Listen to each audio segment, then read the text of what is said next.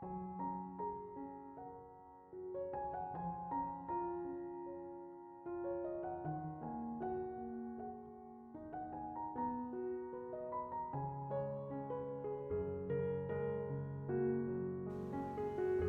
Ibu, Saudara-saudari, adik-adik kaum muda yang terkasih, Shalom. Apa kabar hari ini? Semoga Anda tetap diberikan rahmat kesehatan. Selamat menikmati hari Minggu bersama dengan orang-orang yang kau cintai. Kembali pada hari ini kita akan mendengarkan dan merenungkan firman Tuhan. Mari kita siapkan hati kita. Tuhan sertamu dan sertamu juga. Inilah Injil Yesus Kristus menurut Santo Lukas. Dimuliakanlah Tuhan. Sekali peristiwa seorang ahli Taurat berdiri hendak mencobai Yesus. Katanya, "Guru, apa yang harus aku lakukan untuk memperoleh hidup yang kekal?" Jawab Yesus kepadanya, "Apa yang tertulis dalam hukum Taurat? Apa yang kau baca di sana?" Jawab orang itu, "Kasihilah Tuhan Allahmu dengan segenap hatimu, dan dengan segenap jiwamu, dengan segenap kekuatanmu, dengan segenap akal budimu, dan kasihilah samamu manusia seperti dirimu sendiri." Kata Yesus kepadanya, "Jawabanmu itu benar. Lakukanlah demikian, maka engkau akan hidup." Untuk membenarkan dirinya, orang itu berkata lagi kepada Yesus, "Tapi siapakah samaku manusia?" Jawab Yesus, "Ada seorang yang turun dari Yerusalem ke Yeriko. Ia jatuh ke tangan penyamun-penyamun, yang bukan saja merampoknya habis-habisan, tapi juga memukulnya. Dan sudah itu pergi meninggalkannya setengah mati. Kebetulan ada seorang imam turun melalui jalan itu. Ia melihat orang itu, tapi ia terus berjalan. Demikian juga seorang Lewi datang ke tempat itu. Ketika melihat orang itu, ia pun melewatinya. Lalu datanglah ke tempat itu seorang Samaria yang sedang dalam perjalanan. Ketika ia melihat orang itu, tergeraklah hatinya oleh belas kasihan. Ia pergi kepadanya lalu membalut luka-lukanya, sesudah menyiraminya dengan minyak dan anggur. Kemudian ia menaikkan orang itu ke atas keledai tunggangannya sendiri, lalu membawanya ke tempat penginapan dan merawatnya. Keesokan harinya, ia menyerahkan 2 dinar kepada pemilik penginapan itu. Katanya, "Rawatilah dia, dan jikalau kau belanjakan lebih dari ini, aku akan menggantinya waktu aku kembali." Menurut pendapatmu, siapakah di antara ketiga orang ini adalah sama manusia dari orang yang jatuh ke tangan penyamun itu? Jawab ahli Taurat itu, "Orang yang telah melakukan belas kasihan kepadanya." Kata Yesus kepadanya, "Pergilah dan lakukanlah demikian." Demikianlah sabda Tuhan. Bapak, Ibu, Saudara-saudari, adik-adik kaum muda yang terkasih. Dalam bacaan Injil pada hari ini kita mendengar kisah tentang orang Samaria yang murah hati. Orang Samaria mungkin tidak dianggap pada zaman itu. Tapi dia punya hati yang berbelas kasih, berbeda dengan seorang imam dan seorang Lewi yang kita dengar dalam kisah tadi. Ketika mereka melihat bahwa ada orang yang dipukul habis-habisan, dirampok habis-habisan dan ditinggalkan setengah mati, mereka lalu pergi melewati dari seberang jalan. Mereka tidak mau datang untuk menolong. Tapi orang Samaria ini tergerak hatinya oleh belas kasihan. Lalu dia datang mendekati orang yang dipukul habis-habisan tadi. Sungguh luar biasa.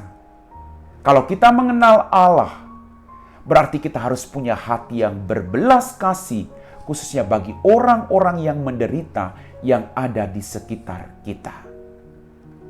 Jangan sampai kita menganggap diri kita paling suci, paling benar, lalu kita melupakan penderitaan orang lain. Bapak, Ibu, Saudara-saudari, adik-adik kaum muda yang terkasih. Dalam bacaan Injil tadi saya sungguh tergerak, tersentuh dengan kisah orang Samaria ini. Ketika dia melihat orang yang dipukul tadi, hatinya tergerak oleh belas kasihan, dia datang untuk menolong. Dia meminyaki, dia menyirami dengan anggur. Pengorbanan yang luar biasa. Dia tidak ingin ingat akan dirinya sendiri. Setelah dia merawat itu, dia mengangkat orang itu, meletakkannya di atas unta, keledai. Di atas keledai. Keledai hanya bisa muat satu orang. Berarti, ketika dia meletakkan orang yang dipukul tadi, dia menuntun keledainya sambil berjalan. Sungguh luar biasa, bukan? Dia berjalan. Dia tidak naik di atas keledai. Dia meletakkan orang yang dipukul habis-habisan tadi di atas keledai. Kemudian ia bawa kepada penginapan.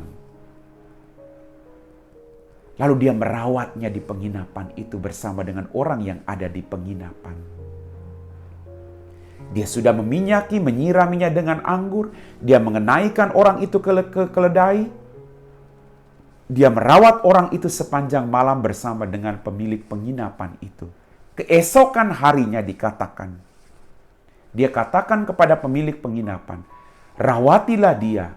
Kalau ada kekurangan nanti besok saya kembali, saya akan bayar semuanya. Sungguh luar biasa. Ini berarti dia malam itu dia menginap di tempat itu. Maka dikatakan keesokan harinya dia mengatakan, rawati dia secara baik, kalau kurang saya akan bayar. Dia berjanji bahwa dia akan kembali. Sungguh luar biasa hati yang berbelas kasih. Dia tidak meninggalkan begitu saja tanggung jawabnya. Tapi dia berjuang untuk tetap bertanggung jawab dari awal sampai akhir dengan setia. Inilah hati yang berbelas kasih. Hati yang mau bertanggung jawab. Hati yang punya rasa ibah terhadap penderitaan orang lain. Tidak hanya ibah, tapi menolong agar orang lain keluar dari kesulitan yang mereka hadapi. Kita belajar dari orang Samaria ini.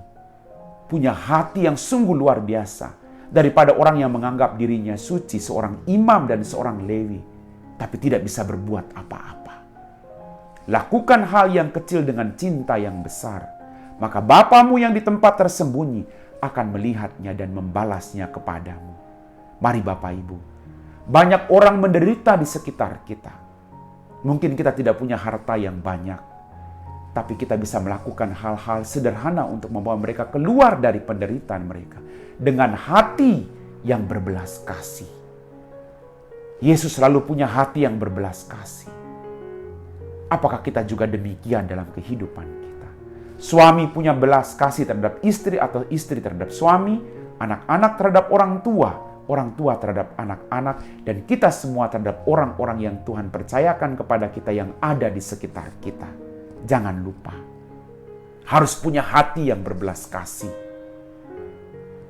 Kita mohon rahmat dari Tuhan, agar kita juga bisa melakukan apa yang Tuhan lakukan sambil mengikuti Dia dengan setia. Amin. Bapak, Ibu, Saudara-saudari, adik-adik kaum muda yang terkasih, kita telah diteguhkan oleh firman Tuhan. Mari kita siapkan hati kita untuk berdoa. Dalam nama Bapa dan Putra dan Roh Kudus. Amin. Ya Tuhan Allah Bapa kami dalam kerajaan surga, terima kasih atas setiap mujizat, rahmat kehidupan, berkat berlimpah yang masih Engkau berikan kepada kami. Terima kasih atas firman-Mu yang selalu meneguhkan iman kami. Bantulah kami Tuhan, agar kami juga dalam kehidupan kami selalu punya hati yang berbelas kasih kepada orang-orang yang menderita di sekitar kami. Jadikanlah kami perpanjangan tangan-Mu untuk menyebarkan kasih-Mu Tuhan. Allah Bapa dalam kerajaan surga, berkatilah kami, berkatilah keluarga kami di mana saja mereka berada. Berkatilah orang-orang yang kami janjikan doa.